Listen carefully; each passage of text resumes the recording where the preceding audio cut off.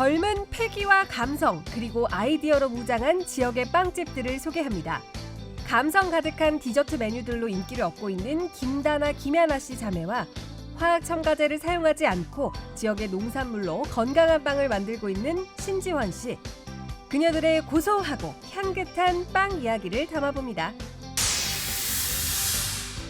철원의 향토사를 오랫동안 연구해온 철원 역사문화연구소의 김영규 소장과 함께 지금은 철원군으로 편입된 옛 김화군으로 역사 여행을 떠나봅니다. 한국전쟁이 터지며 남북이 갈라지는 아픔을 겪은 곳 김화군. 그 잃어버린 역사를 찾아 나서봅니다. 지난해 10월 태풍 미탁으로 피해를 입었던 삼척시, 집중호우로 산사태와 수해가 발생해서 특별 재난지역으로 선포됐었는데요. 과연 그 후 피해 복구는 얼마나 이루어졌는지 피해 현장을 직접 찾아가 봅니다. 생방송 강원 365 지금 시작합니다.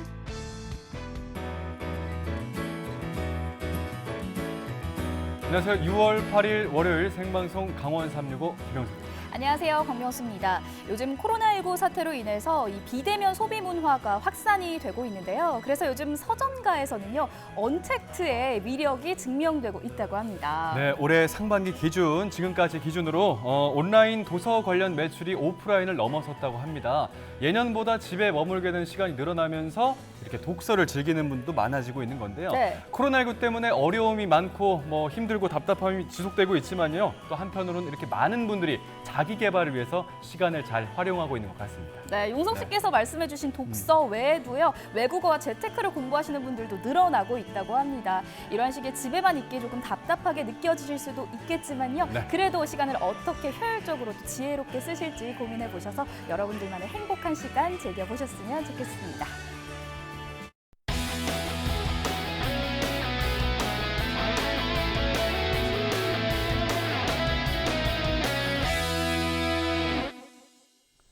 생방송 강원 365 오늘 소식 전해주기 위해서 이지은 리포터가 함께하고 있습니다. 안녕하세요. 어서 오세요. 네, 안녕하세요. 이지은입니다. 아니, 여름의 시작과 함께 어마어마한 무더위가 찾아왔습니다. 그러게요. 여러분 건강관리 잘 하셔야 될 것 같고요. 이렇게 무더위에 지친 마음, 또 코로나19로 답답해진 마음, 이 시간을 통해서 아주 시원하게 날려보내시길 바라겠습니다. 네, 첫 번째 소식 바로 시원하게 지은 씨가 전해주시죠. 네, 제가 기분 좋은 소식을 가지고 왔습니다. 이 젊은 손맛과 또 정성으로 빚은 맛있는 빵들을 소개해드릴까 빵. 하는데요. 네. 빵, 듣기만 해도 좀 기분 좋아지는 단어죠. 과연 이들에게 어떤 레시피가 또 어떤 이야기들이 숨겨져 있을지 지금부터 화면으로 만나보시죠. 발걸음이 왜 이렇게 가벼운 거예요, 지은 씨? 날아가겠어요. 저 오늘 아주 시작 전부터 기분이가 너무너무 좋습니다. 아니, 제가 요거 좋아하는 거 어떻게 하시고 이렇게 딱 준비를 하셨대요. 제가 오늘은요, 젊은 패기와 감성 또 아이디어로 똘똘 뭉친 청년 빵집을 만나러 갑니다. 빵집. 저 빵순이거든요. 빵 다들 좋아하시죠? 감독님 좋아하시죠? 피디님 좋아하시죠? 저 완전 좋아하거든요. 우리 젊은 사장님들의 이 달달한 빵 이야기 들으러 함께 가보시죠. 빵빵! 달콤한 맛은 물론 감성 달래고 마음까지 설레게 한다는 원주의 한 디저트 카페를 찾았는데요. 가정집 같은데요. 바로 이거죠. 이 달달한 빵 냄새 맡기만 해도 냄새 좋아요, 냄새. 좋아요. 사장님 솜씨인 거죠. 그렇죠, 그렇죠. 이 톡톡 튀는 디자인들의 디저트들이 시선을 사로잡았는데요. 더 예쁘고 더 맛있는 빵과 디저트를 만들기 위한 젊은 주인장들의 달콤한 이야기 함께 만나보시죠. 하나하나 정말 다 예쁜데요. 제가 들어오는 입구부터 이 달콤한 향이 취하면서 들어왔거든요. 여기 어떤 곳이에요? 여기는 디저트 카페입니다. 근데 이 카페는요, 분위기가 제 스타일이에요. 차분하면서도 빈티지적인 이 편안한 감성이 느껴지는 것 같아요. 네, 저의 취향도 저격했습니다. 다양한 컨셉으로 카페 공간을 세심하게 꾸몄는데요. 여기가 할아버지께서 지어주신 집이에요. 함께 살던 집을 이곳 카페 주인장인 김다나, 김야나 씨 자매가 개조해서 빵도 빵이지만 저는 판매했습니다. 사실 이 자매 사장님들의 이야기가 너무너무 궁금합니다. 사실 아까 제가 살짝 들었는데 처음 시작을 동생분은 언니의 추천으로 권유로 하게 됐다 이런 얘기를 들었거든요. 도대체 시작은 어떻게 하게 되신 건가요? 네, 원래는 제가 너무 자신이 없어서 바로 창업을 할 생각은 없었는데 아버지 권유가 워낙 이렇게 있으셔가지고 도전을 하게 됐습니다. 네. 제가 듣기로는 서울에서 맛집 에디터를 했다고 들었는데 그것도 영향이 있었을 것 같아요.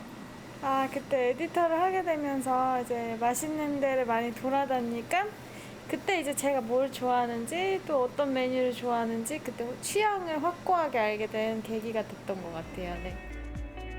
대학 시절 2,000여 개의 서울의 맛집들을 찾아다니며 에디터로 활동한 언니 김다나 씨. 다양한 맛들을 즐기며 함께 공유하는 일이 그저 즐겁고 만족스러웠다고 하는데요.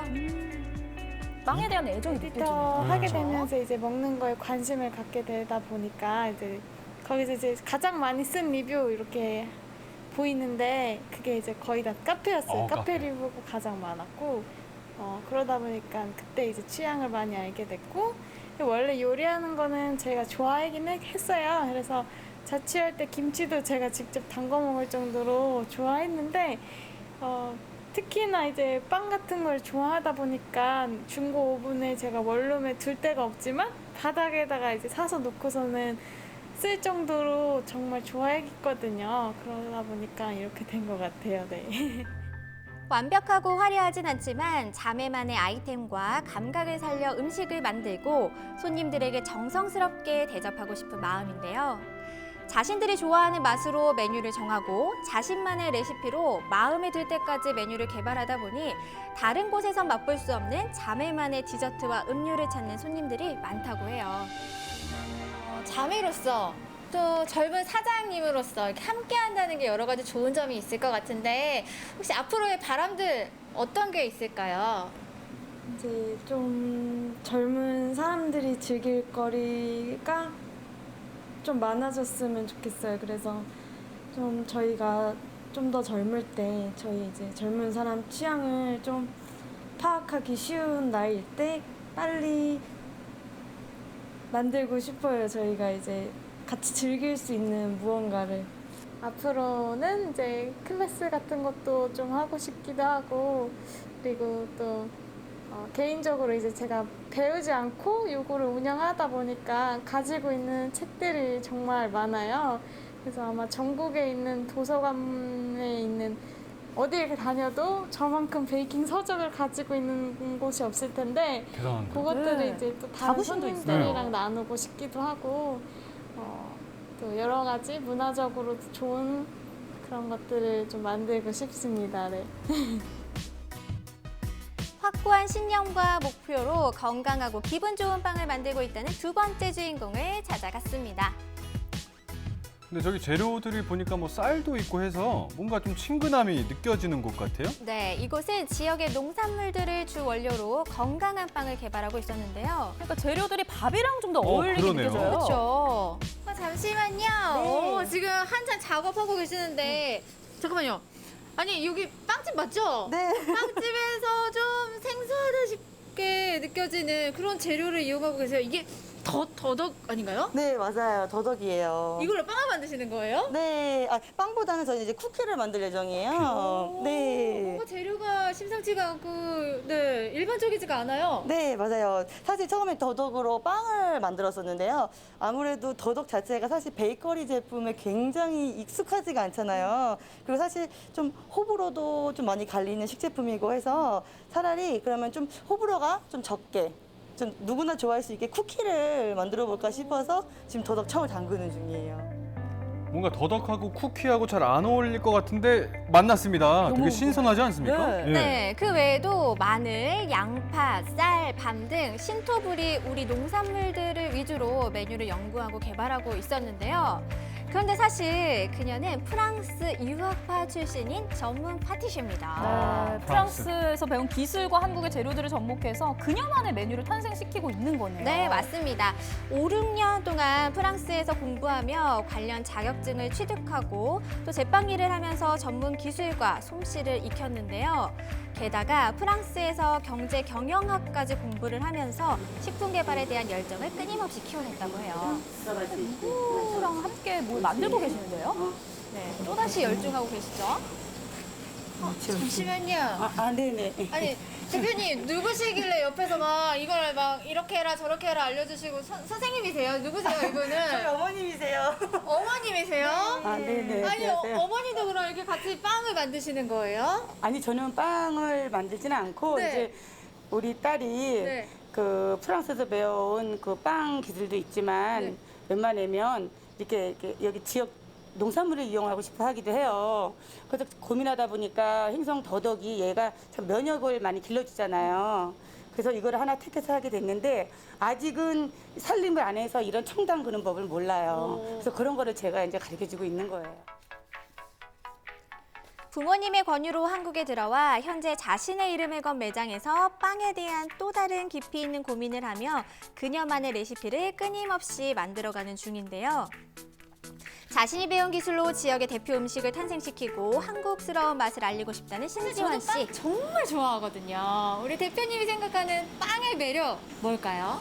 근데 빵의 굉장한 매력은 되게 마음의 힐링이 되는 것 같아요. 이렇게 망실망실하게 반죽을 이렇게 만지고 있으면 왜 저 옛날에 슬라임 인기 많았을 때 그게 힐링이라고 했잖아요. 그게 막 빵을 만들다 보면 약간 잡생각 같은 것도 사라지고 이게 사실 조금만 수가 틀어져도 제품이 확확 달라지게 나와요. 똑같은 재료를 사용해도 그러다 보니까 거기에만 이제 집중해서 만들지 않으면 나중에 결국에 원하는 결과물이 안 나오거든요. 그러다 보니까 잡생각 같은 것도 사라지고 막 스트레스 받는 것도 해소가 되고 네 그리고 저 옛날 빵을 배울 때 사수님께서 늘 빵은 거짓말을 하지 않는다라고 이렇게 말씀을 하셨어요. 그러니까 안 좋은 재료를 넣거나 이렇게 하게 되면 결국에 결과물이 다 티가 난다는 말씀이신 거죠.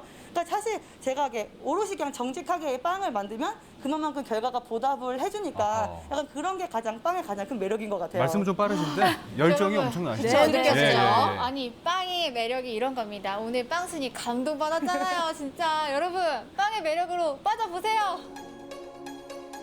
젊음과 열정의 레시피로 손님들에게 맛있는 행복을 선물하는 빵집 사장님들. 오늘도 신선한 원칙과 무한한 아이디어와 노하우들로 빚은 빵을 손수 구우며 손님들과 함께 기쁨을 나누고 있습니다. 화면을 통해서 김다나, 김야나 씨 자매와 신지원 씨 그리고 빵순이 우리 지은 씨까지 빵을 정말 사랑하는 분들 만나봤습니다. 아무래도 메뉴 개발하는 게 쉽지가 않잖아요. 그런데 두 곳의 사장님들 모두 이 메뉴 개발에 힘쓰는 모습을 보면서 아 정말 빵에 대한 애정이 정말 남다르구나라는 걸 느낄 수가 있었습니다. 맞습니다. 첫 번째로 봤던 그 자매 같은 경우에는요. 네. 본인들이 가장 좋아하는 걸 이용해서 뭐 메뉴를 만들고 이렇게 커피를 내리고 그랬지 않습니까? 맞아요. 그리고 또 이제 두 번째 주인공 신지원 씨 같은 경우에는 지역의 특산물, 농수산물들을 이용해서 건강한 빵과 쿠키를 만들고 있었는데 무엇보다도 이 두 주인공 모두가 확고한 신념을 잘 엿볼 수가 있어서 네. 아주 저에게 귀감이 됐습니다. 네. 아직 제가 먹어보지 않았는데요. 뭐 궁금하죠? 확실할 것 같습니다. 뭐 맛은 최고이지 않을까, 그러니까요. 행운이지 않을까 싶은데 맞습니다. 직접 드셔보셨잖아요. 맞습니다. 어땠습니까? 아니 저만 먹고 네. 와서 미안할 정도로 궁금해요. 맛이 정말 아시네요. 최고였고요. 뭐 보셨다시피 재료 선정에서부터 네. 모든 열정을 쏟기 때문에 맛은 제가 보장합니다. 꼭 한번 가보셨으면 좋겠어요. 아, 네. 이 자매의 경우는 20여 가지가 넘는 디저트들을 매일매일 새롭게 선보이고 있고요. 또 신지원 씨는 우리 농산물을 이용해서 빵과 쿠키, 케이크를 다양하게 내놓고 있는데요. 이 화학적 첨가제를 일절 넣지 않는 누구나 속 편하고 또 건강하고 맛있게 즐길 수 있는 빵을 만들기 위해서 정말 끊임없이 연구하고 고민하고 있었습니다. 그리고 아마 다들 인터뷰 보시면서 느끼셨을 거예요. 이 빵에 대한 진정성과 사랑과 아. 애정이 얼마나 보였어요, 큰지. 보였어요. 네. 저도 그 부분에 감동을 받았고요. 이 두 곳의 사장님들 모두 지금처럼 변함없이 맛있고 건강한 빵과 디저트 앞으로 많이 만들어 주셨으면 좋겠습니다. 저는 일단 단골 예약했고요. 네, 네. 계속해서 응원하고 맛보러 가겠습니다. 아하. 네, 저희도 함께 응원해 보도록 하겠습니다. 다음 소식 만나볼게요. 6월은 호국 보훈의 달입니다. 6월만이라도 나라를 위해 희생하신 분들을 기억하면 참 좋을 텐데요. 네, 사실 일제강점기나 6.25 전쟁이요 그렇게 오래된 일이 아닙니다. 우리가 마치 이 역사 책 속에만 있는 일인 줄 알지만 주변에서 보면 그 시대를 겪은 분들이 또 꽤 있잖아요. 좋은 말씀입니다. 네. 거기 더해서 아직 우리나라는 휴전 상태입니다. 이 전쟁으로 인해서 잊혀졌던 그 마을을 찾기 위해서 그 마을의 흔적들을 찾기 위해서 노력하고 계신 분들이 있거든요. 지금 화면에서 어떤 분들인지 같이 확인하시겠습니다. 눈부시게 푸르른 6월. 북녘 하늘을 바라보며 꽃피는 아침마다 달뜨는 저녁마다 고향을 그리워하는 사람들이 있습니다. 망향탑을 찾아 그리운 마음을 달래보는데요. 미수복 기마 군민들이 모여서 해마다 북한에 있는 고향을 그리면서 제를 지내는 장소입니다. 세월이 흐르면서 차츰차츰 잊히는 과거. 점점 잃어가는 역사를 복원하기 위해 옛 김학은 향토지 편찬위원회가 출범했습니다. 6.25 전쟁 전은 하나의 김학원이었지만 전쟁을 인해 가지고 이제 김학원이 남부로 갈렸거든요. 그래서 고향에 못 가시는 분들의 그 어떠한 그런 고향 그리움을 저희가 이제 그 기록으로 남기고 또 향후에 통일이 된다면 이렇게 갈라져 있던 기마 군민들이 이러한 노력을 했구나라는 그러한 흔적과 기록을 남기는 작업이 바로 이 옛 기마군 향토지 그 편찬 작업이라고 할 수 있습니다.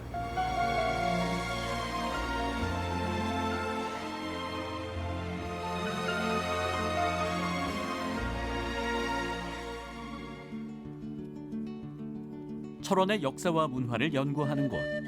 실내에는 역사와 관련된 책들이 빼곡하게 꽂혀 있습니다. 한쪽에는 대형 사진이 눈에 띄는데요. 철원군의 역사와 생태, 그리고 통일의 고장으로 옛 위상을 찾기 위해 노력하는 분이 계십니다.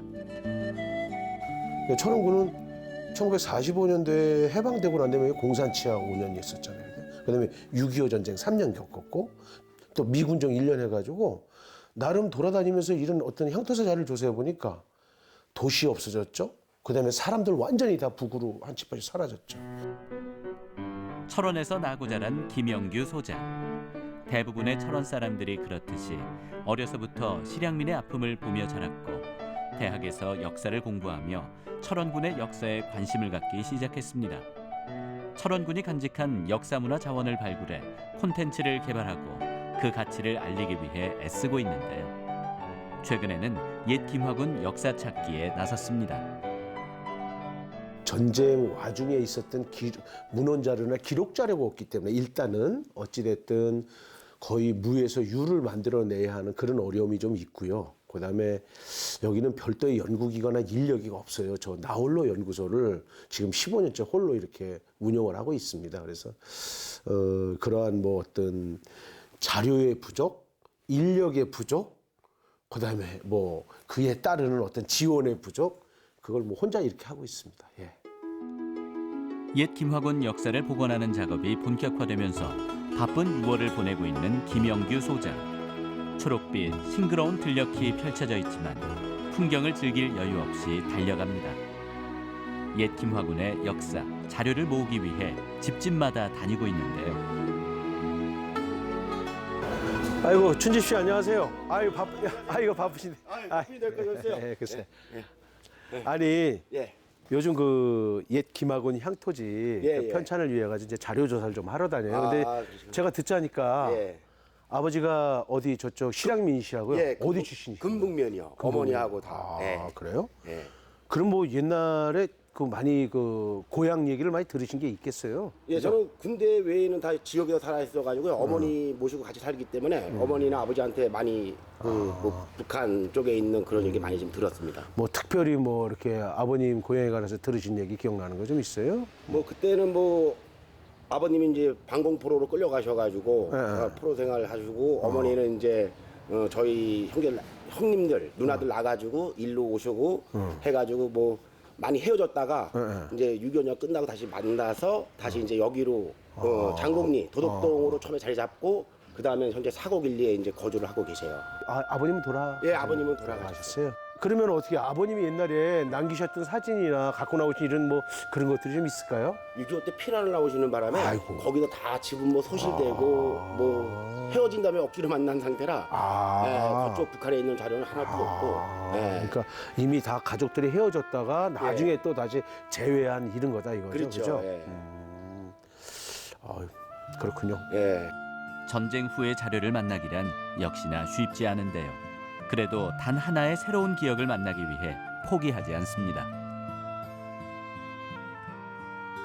주변에 또 갖고 계시는 분들이 있을 테니까 예, 예. 이제 저희가 이제 그런 활동을 할 거예요. 이제 막 조직이 돼가지고 자, 한번 적극 좀 동참 좀 해주십시오. 아유, 동참하겠습니다. 그래, 알겠습니다. 옛 김화군 향토지 편찬위원회가 열렸습니다. 1000쪽 이상, 많으면 한 1200, 300쪽까지 나올 수 있는 분량이 될 것 같고요. 그다음에 지금 가장 역점을 두고 할 것은 북한에 있는 김화군 자료까지 저희가 좀 수합을 해가지고 여기다 좀 수록할 수 있게끔 요로요로를 통해서 저희가 지금 접촉을 하고 있습니다. 그리고 오늘 읍면장님들 뵈면서 이제 제가 진짜 좀 성공적인 옛 김화군 향토지 편찬을 위해선 각 읍면의 도움이 절실한데요. 관공서에 보관 중인 기록물과 사진 자료, 그리고 그 시절을 기억하고 계신 어르신들을 만날 수 있도록 도움을 구하는 자리입니다. 금화도 옛날엔 그러니까 향교서부터 뭐 거의 다 갖췄던 동네였는데 지금은 미수복 시부가 많아가지고 상당히 그 애로점이 많은 거예요.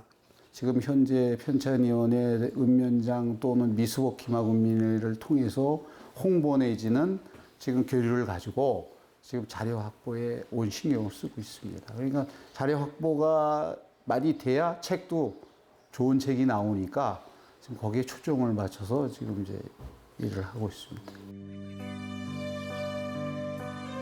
지난 기억들은 점점 더 사라져가고 있지만 전쟁의 흔적들은 선명하게 남아있는 철원. 이곳은 옛 김화군 청사가 있던 마을인데요. 지금은 사라진 마을, 김화이야기관만이 그때의 모습을 기억하고 있습니다. 옛 김화군의 환경과 생활상이 전시돼 있어 그리운 고향의 모습을 조금이나마 만날 수 있습니다. 예전의 김화군은 예전이라면 그 6.25 전쟁 전의 김화군은 거의 인구 10만에 이르는 거대군이었습니다. 그 당시에 일제강점기에 인구 10만이면은 강원도에서는 한 두세 번째로 컸던 군이었거든요. 근데 이제 6.25 전쟁이 나면서 결국은 그 전체 김화군 영역의 한 3분의 2가 휴전선이 북으로 들어가게 됐고 이제 남쪽에 남은 군은 4개 읍면만 남게 됐어요. 지금 현재는 북쪽에는 7개 읍면이 남아 있어서 아무튼 그렇게 번성했던 김화군이 아무튼 남북이 분단되면서 이렇게 한 3개 읍면만 4개 읍면만 남게 됐고 현재는 전쟁이 끝나고 난 다음에 수복지구 임시행정조치법에 의해 가지고 군의 명맥을 유지하지 못한 채 이제는 철원군에 포함되어 있는 그러한 실정입니다. 예. 유구한 역사를 자랑하고 6.25 전쟁 이전에는 큰 도시로 번성했던 김화. 한국 최초 전기 철도가 지나던 곳으로 김화역에서 전철을 타고 금강산으로 수학여행을 떠나던 시절도 있었는데요. 하지만 폭격으로 사라지고 말았습니다. 6.25 전쟁이 없었다면 김화군은 한반도의 중심지로서 각종 그 산업이 발달했을 것이며 또한 금강산으로 가는 길목에서 관광산업이 발전하고 또한 사통팔달 도로가 뚫림으로 해서 한반도의 중심축으로서 큰 도시로서 자리매김했을 것이고 그러고 볼 때는 6.25의 비극이 김화군 사람으로서는 상당히 아쉬움으로 남습니다. 고향이 그리워질 때면 찾는 곳이 있습니다. 아담한 동산인 모기 동산. 가고 싶어도 갈 수 없는 고향의 그리움이 한으로 맺혀 있습니다. 멀리서나마 고향의 하늘을 바라보는데요. 지금 저희가 여기 서 있는 곳이 바로 남쪽 기마가 되겠고요. 그다음에 저 멀리 보이는 오성산 그 지역이 전부 다 북쪽 기마가 됩니다. 이렇게 먼 곳에서 그저 바라볼 수밖에 없는 옛 고향 땅. 금방이라도 손에 닿을 듯하지만 갈 수 없는 현실이 너무나 안타깝습니다. 논들이 약대 빤빤해. 이야. 그런데 논 가운데 드문드문 하나씩 섰는 나무가 뭐냐면 오리나무야. 오리나무가 이만큼 굵은 게 서 있더라고. 그게 씨가 떨어져가 다른 거는 버드나무는 씨가 떨어져도 거기서 못 나오는데 오리나무 씨는 거기서 나와서 자라는. 세월이 흘러도 여전히 기억하는 고향의 모습. 하지만 이제는 점점 희미해져 가는데요. 그런 작은 기억 하나하나까지도 김화군의 역사가 됩니다. 저희 지역의 예전에 저희 아버님 세대의 그 잃어버린 역사를 복원하는데 아무튼 제가 최선을 다해가지고 이걸 기록으로 남기고 있고, 향후에 우리 다음 세대들이 통일되었을 때 분단된 철원군이나 김화군의 상황이 이러이러했구나 해가지고 다시는 이 땅에 이런 분단과 같은 전쟁과 같은 상황이 없었으면 하는 마음으로 하나라도 더 기록을 해서 아무튼 후세에 남기는 일을 하고 싶습니다. 6월의 푸른 하늘엔 분단의 아픔이 남아 있습니다. 지난 세월의 기억이 아닌 바로 지금의 현실인데요. 통일을 꿈꾸는 땅, 강원도 철원. 잊혀지는 과거 속에서 잃어가는 역사를 찾기 위해 노력하고 있습니다. 옛 김화군의 향토지를 통해 번성했던 옛 김화군의 명성과 고향의 기억들이 다시 한번 되살아나길 기원합니다. 네, 먼 곳도 아니고요. 바라보면 바로 보이는 곳, 하지만 갈 수 없는 고향입니다. 이곳보다 먼 곳이 있을까요? 사실 요즘 거리가 아무리 멀어도 못 가는 곳은 없거든요. 그런데 빤히 보이는 곳도 갈 수가 없다라는 이 현실이 정말 가슴이 아프네요. 네, 맞습니다. 저도 뭐 강원 365 리포터를 쭉 하면서 강원도 네네. 곳곳에 있는 다양한 소식들을 전해드렸는데 이 옛 김화군에 관한 얘기는 사실 저도 많이 들어보지 못한 것 같습니다. 예. 그냥 철원군에 속해 있는 김화 정도로만 알고 있었는데요. 예전에는 그렇게 번성했던 곳이었는데 지금은 이렇게 기억 속에서 사라지고 점점 잊혀져 간다는 것이 좀 안타까운 일인 것 같습니다. 맞습니다. 그래서 이제라도 이 김화군에 대한 역사적인 자료들을 콕콕 잘 수집을 해서요. 오래도록 기억하고 후대에게 잘 전달하기 위해서 시작된 사업이 바로 옛 김화군 향토지 사업이 아닐까 싶습니다. 전쟁 후의 기억, 70년 가까이 된 기억이다 보니까 많이 왜곡되고 잊혀지고 또 그 당시를 생생히 기억하고 계신 분들의 이야기조차 이제 쉽게 들을 수 없는 현실이 좀 안타까운데요. 옛 김화군의 향토지를 통해서 김화군을 더 추억하고 그때 명성을 활활 되살릴 기회가 됐으면 진심으로 좋겠습니다.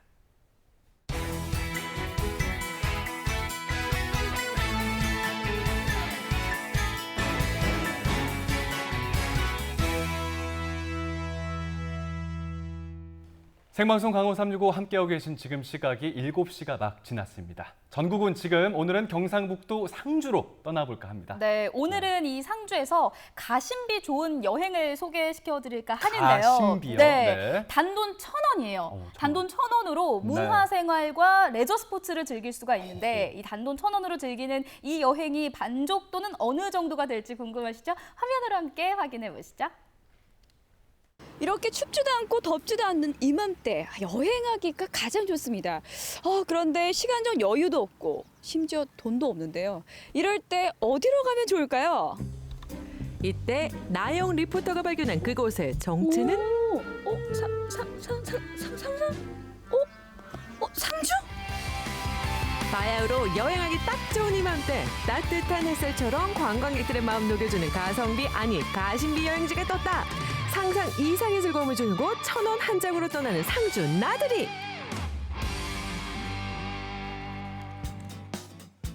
가뿐한 발걸음으로 도착한 경북 상주시. 이렇게 언제나 와도 기분 좋은 경북 상주시입니다.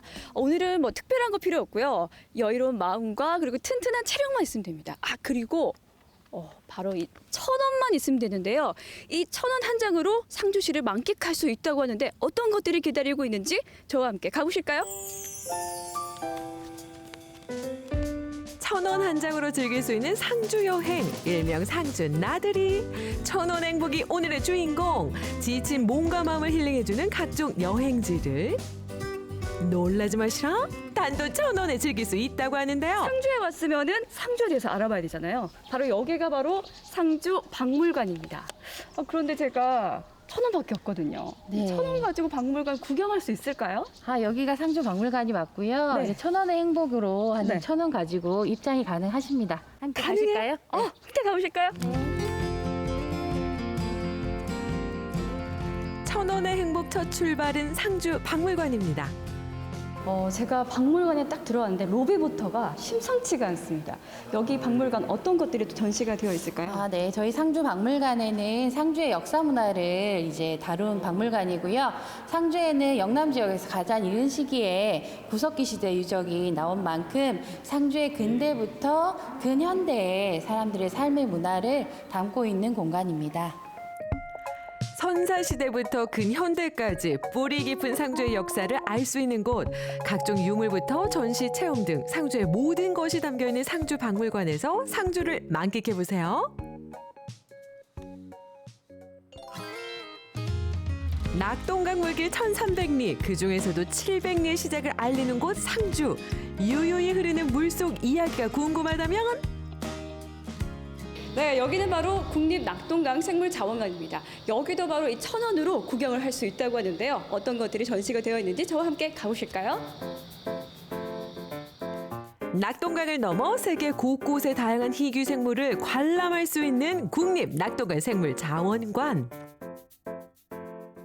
제가 살짝 둘러보니까 여기 정말 다양한 생물들이 전시가 되어 있더라고요. 여기가 어떤 곳인가요? 네, 저희 국립낙동강 생물자원관은 담수 생물들에 대해서 저희가 조사 발굴을 통해 가지고 생물 자원들을 확보를 해 가지고 이들을 통해서 저희가 활용 연구도 실시하고 있고요.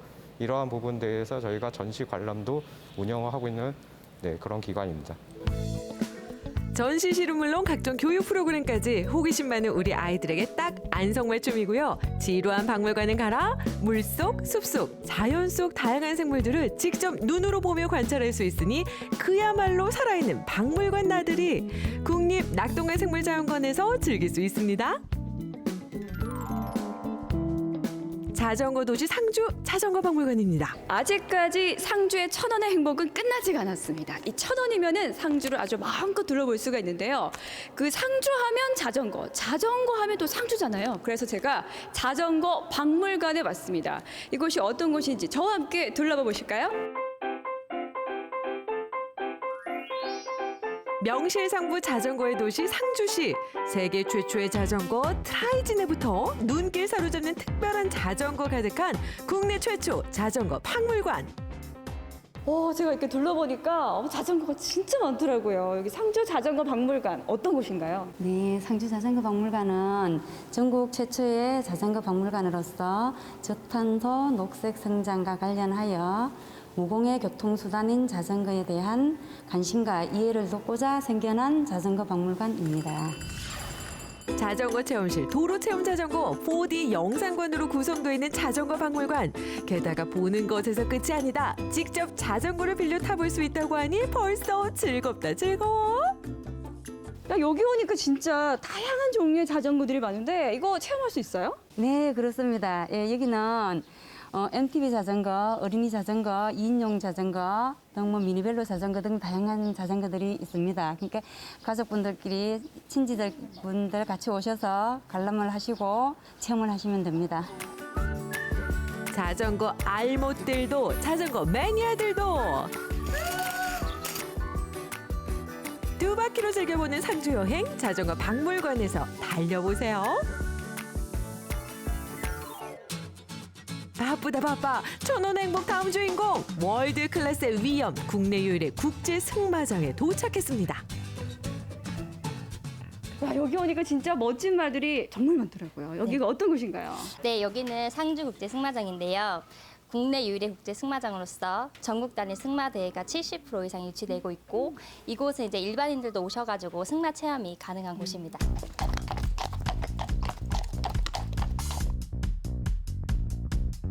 본격적인 승마 체험장 먹이주기 체험. 자, 이 녀석도 먹고 싶어 하는 것 같은데. 자, 잠깐. 오늘 원래 이렇게 머리가 여기까지 나오나요? 예. 잠깐.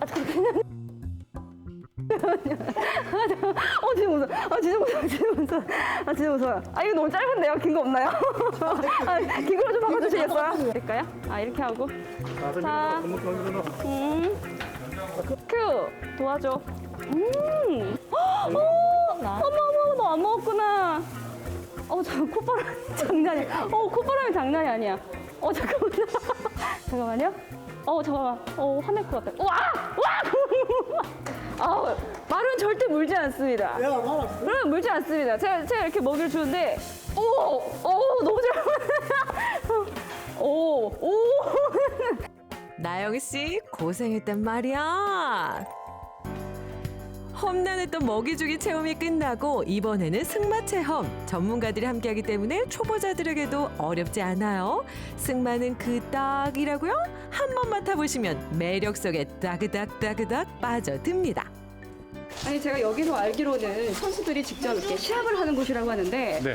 여기 그 시합을 하는 곳을 또 제가 또 이렇게 승마 체험을 해보니까 굉장히 이색적인 것 같아요. 근데 더 잘하고 있는 거예요? 네, 지금 굉장히 잘하시고 계신데요. 네. 편안하게 잘하고 계신데 네. 말을 타시다가 네. 손잡이를 이렇게 놓거나 하는 행동은 굉장히 위험한 행동입니다. 그래요? 제가 네. 또 욕심이 또 났는데 꼭 잡고 가면 되는 거죠? 네, 그렇게 막 안전하게 진행할 수 있습니다. 가보도록 할까요? 네, 출발하겠습니다. 네. 우아한 레포츠, 이제는 나도 즐길 수 있다. 상주에 오면 누구에게나 승마는 생활이 됩니다. 그러니까 여러분도 놀러 오란 말이지. 관광과 레저의 도시 상주. 마지막 장소는 낙동강 위. 스트레스까지 한 번에 날려주는 짜릿한 액티비티 맛집. 상주하면 또 관광과 레저 도시 아니겠습니까? 네, 맞습니다. 그래서 제가 또 이 낙동강의 레포츠를 즐기기 위해서 제가 왔는데요. 그런데 제가 네. 1,000원밖에 없어요. 근데 이 1,000원 가지고 제가 탈 수 있는 게 있을까요? 저희는 1,000원 가지고 탈 수 있는 장비가 지금 현재 두 가지가 있어요. 어떤 게 있죠?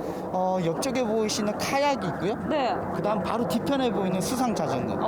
이 1,000원으로 여기에 있는 장비들을 체험할 수가 있어요. 1,000원으로 네, 탈 맞습니다. 수가 있다고요? 네. 낙동강을 가르는 짜릿함은 36개월 아이부터 65세 어른까지 남녀노소 모두의 취향 저격. 또 여름 되면은 또 수상 레포츠가 빠질 수가 없잖아요. 네, 맞습니다. 여기 오면 또 어떤 것들을 즐길 수 있을까요? 아까 전에 설명드렸던 장비 외에도 저희 센터에서는 빠른 스피드를 동반한 모터보트, 그 다음에 아름다운 낙동강 절경을 시원한 강바람을 맞으면서 탈 수 있는 유람용 보트, 그리고 빠른 고마력으로 달리는 수상 오토바이에 바나나 보트라든가 밴드웨건을 같이 타고 시원하게 달릴 수가 있는 그런 장비를 체험할 수가 있습니다. 상주보에서부터 경천선까지 상주의 풍경을 육지도 아닌 낙동강 물 위에서 유유히 즐길 수 있는 코스. 이렇게 낙동강 위에서 바라보는 상주의 모습이 굉장히 아름답습니다. 이렇게 또 물 위에서 자전거를 탈 수 있다고 하니까 굉장히 색다른데요. 사실 뭐 다른 힐링이 필요가 없습니다. 이렇게 여유로운 마음만 가지고 있으면 여러분들도 이렇게 여유롭게 즐길 수가 있습니다. 자, 우리 함께 또 다시 한번 가볼까요? 유람부터 액티비티까지 취향 따라 골라 타는 재미가 쏠쏠. 전국에서 이렇게 많은 종류의 수상 레포츠를 즐길 수 있는 곳도 손에 꼽는데요. 그중에서도 낙동강의 절경을 안전하고 재밌게 느낄 수 있어 관광객들의 발길이 끊이지 않는답니다. 상주 수상 레포츠 센터 이색 데이트 코스로드 딱이야. 사실 레포츠는 5월부터 10월까지 즐길 수가 있는데요. 근데 제가 생각하기에는 이맘때쯤에 즐기는 게 가장 좋지 않겠나라는 생각이 듭니다. 사실 뭐 다른 거 필요 없잖아요. 이 1,000원만 있으면 즐길 수 있으니까 여러분들도 얼른 와서 즐겨보시기 바랍니다. 박물관부터 레저까지 무엇을 상상하든 상상 이상의 즐거움을 드립니다. 관광도시 상주를 만끽하는 방법 1,000원의 행복. 바야흐로 대상주 여행의 시대가 막을 올렸다. 볼거리, 알거리, 즐길거리, 세상 모든 즐거움을 상주에서 그것도 단돈 1,000원에? 춥지도 덥지도 않는 이맘때가 상주 여행하기 제일 좋은 때. 뭐 할지 고민 말고 어디 갈지 고민 말고 상상 이상의 즐거움 가득한 상주로 놀러오세요. 자, 오늘 여러분들은 어떻게 보셨나요? 이 낙동강과 경천섬 일대로 쫙 펼쳐진 이 종합 관광 선물 세트를 선물 받은 그런 느낌을 저는 들었는데요. 저는 덕분에 정말 잘 놀다 갑니다. 사실 뭐 다른 거 필요 없잖아요. 이 1,000원만 있으면 충분히 즐길 수 있으니까 여러분들도 상상을 하지 마시고 이번 주 주말에 이 1,000원을 가지고 상주로 놀러 와서 저처럼 즐겁게 즐겨보세요.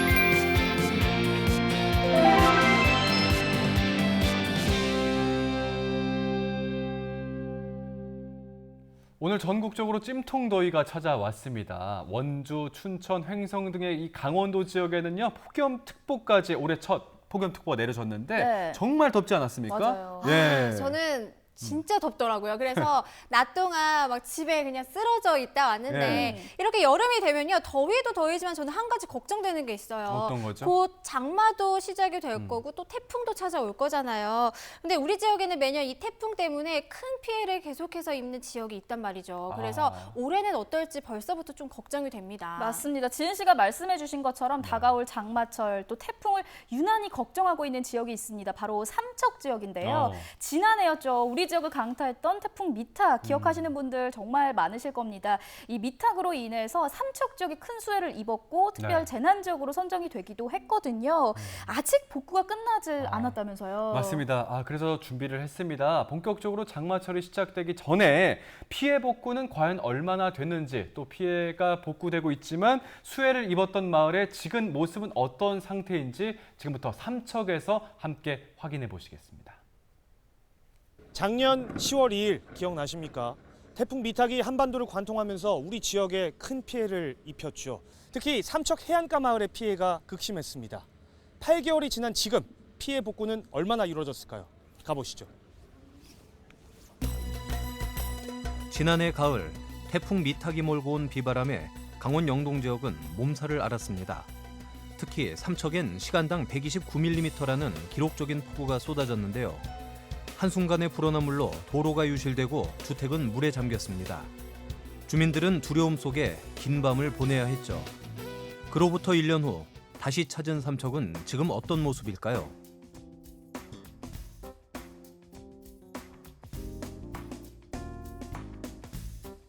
가장 먼저 찾아온 곳은 삼척시청.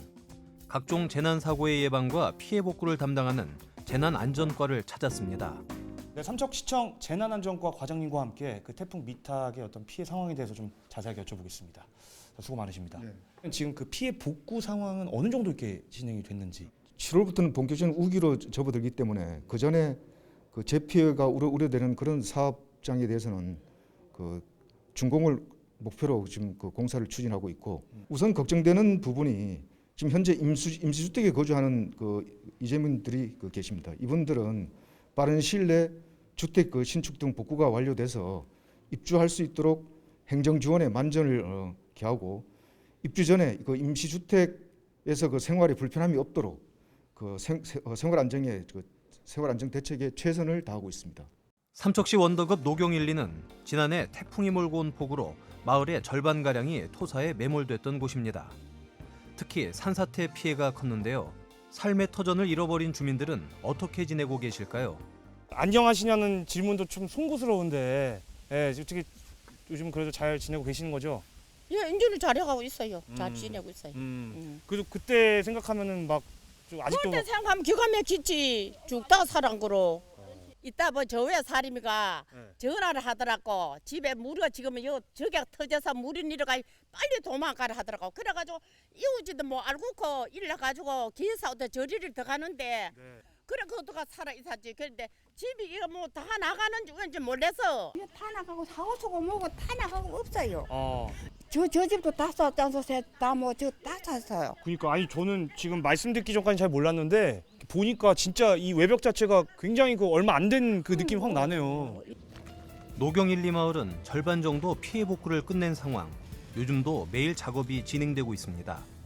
지금 뒤에 작업들이 지금 진행되고 있잖아요. 정확히 어떤 복구 작업이 이루어지고 있는 거예요? 그 집 앞에 마당까지 이 하천에 넘어서 지금 들어가 있더라고요. 그래서 그것을 보호해주기 위해서 지금 벽면을 보호 작업을 하고 있습니다.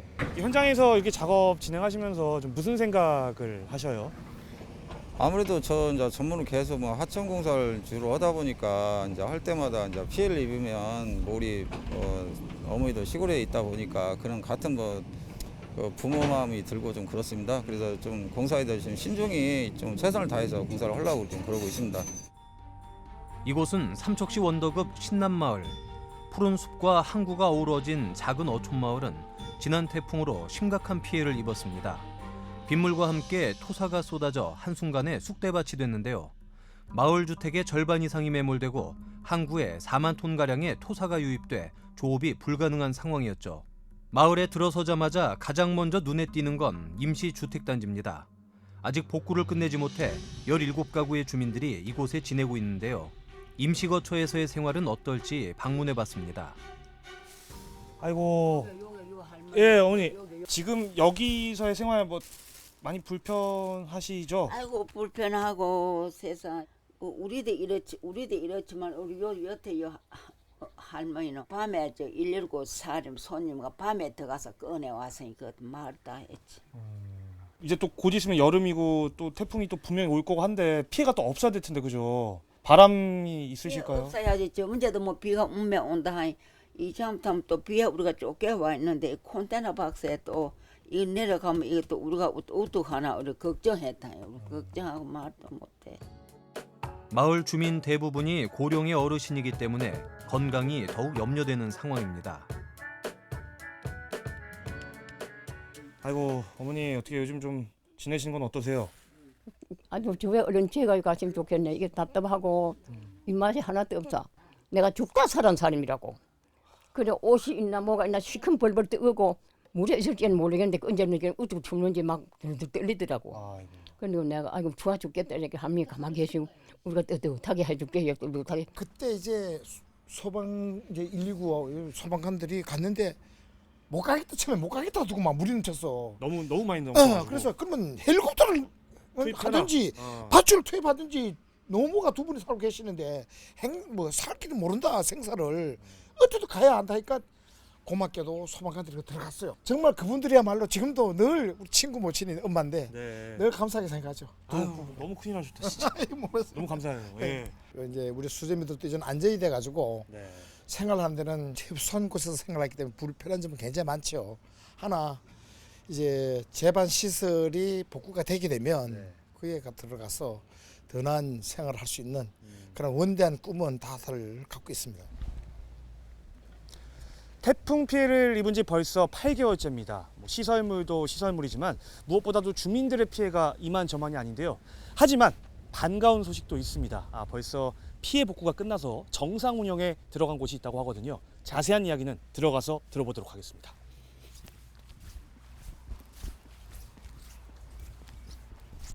갈람리에 위치한 삼척 돌기해삼 종묘 배양장입니다. 2016년에 문을 열었는데요.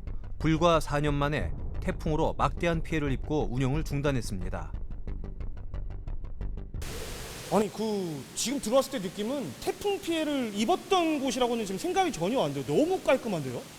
저희가 작년에 태풍 지나가고 난 다음에 피해 조사하고 점검해갖고 1차적으로 응급복구하고 그리고 올해는 그 예산을 5억 원 들여가지고 복구해갖고 완전히 복구가 지금 완료된 상황입니다. 그럼 여기는 그 피해 규모가 어느 정도 됐던 건가요? 저희가 작년에 1층이 침수되면서 해삼 140만 마리가 대량 폐사되고 토사하고 폐기물이 다량으로 유입되면서 요 수조, 그다음에 전기시설, 그다음 기계시설이 파손되는 등 막대한 피해를 입었습니다. 어쨌든 그때 당시에는 좀 마음이 많이 심란하셨을 것 같은데 어떠셨어요? 그때 당시에 뭐 배양장이 일단은 심각한 상황이었는데 뭐 우선은 또 신남 마을 피해가 더 걱정스러웠어요. 근데 다행히 뭐 인명 피해도 없다고 하니까 안심이 됐지만 막상 또 피해 상황을 파악해 보니 진짜 어떻게 복구해야 될지 진짜 너무 막막했습니다. 하룻밤 사이에 모든 걸 앗아가 버린 태풍 미탁. 복구에 총력을 기울이고 있지만 아직 일상으로 돌아오지 못한 사람들이 많습니다. 이들이 걱정하는 건 다가오는 장마철입니다. 아직 복구가 끝나지 않아 추가 피해가 발생하지 않을까 하는 우려인데요. 빠른 복구와 철저한 대비로 같은 피해가 반복되지 않길 바랍니다. 작년 태풍의 네. 위력을 다시 한번 실감하게 합니다. 복구를 마친 곳도 있지만요. 네. 아직 복구가 한창 진행 중인 곳도 있습니다. 가장 걱정이 되는 건 임시주택에 계신 우리 어르신들이거든요. 이 어르신들 때문에 참 걱정이 크네요. 네, 날씨는 계속해서 점점 더 더워질 텐데 임시주택에서 또 지내셔야 되고 무더위를 견뎌내셔야 된다고 하니까 일단 어르신들의 건강이 너무 걱정이 되고요. 또 아까 말씀하시면서 비가 올 때마다 작년 태풍이 생각난다 하셨는데 그 얘기를 들으니까 마음이 너무 아프더라고요. 네, 꼼꼼하게 복구 작업이 이루어지고 있지만요. 이 어르신들을 위해서 하루빨리 복구 작업에 더 속도가 붙었으면 좋겠다는 생각 가져봅니다. 정말 빠른 시일 안에 이 어르신들이 가장 편안한 당신들의 집에서 쉬시면서 일상으로 잘 복귀하셨으면 좋겠습니다. 오늘 저희가 준비한 소식 여기까지고요. 이진 리포터가 1시간 동안 함께해 주셨는데 오늘 어떠셨습니까? 네, 오늘도 저희가 전해드린 소식이 또 여러분께 유익한 정보가 되었길 바랍니다. 앞서 계속 말씀드렸다시피요, 이 코로나19와 더불어서 무더위까지 찾아오면서 정말 힘든 시기가 또다시 찾아올 것 같습니다. 여러분, 이럴 때 첫째도 건강, 둘째도 건강인 거 다들 아시죠?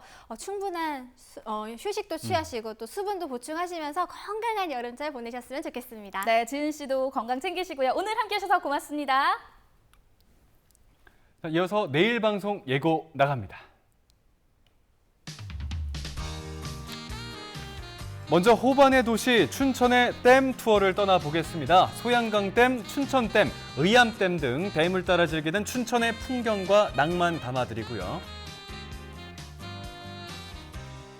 호국보훈의 날과 6.25 전쟁 70주년을 맞이해 우리 지역의 전쟁의 참상과 참전 용사들의 희생정신을 되새겨봅니다. 우리 지역의 전쟁의 흔적을 찾아보며 전쟁의 아픔을 겪었던 참전 유공자와 지역 주민들의 이야기 담아보겠습니다. 우리 지역의 숨은 글자들을 찾아 특별한 문화기행을 떠나볼 텐데요. 영월 요선정안에 자리한 현판부터 원주 고파나 박물관에 전시된 문자도까지 고귀한 숨은 글자 찾기 여행 함께 즐겨보겠습니다.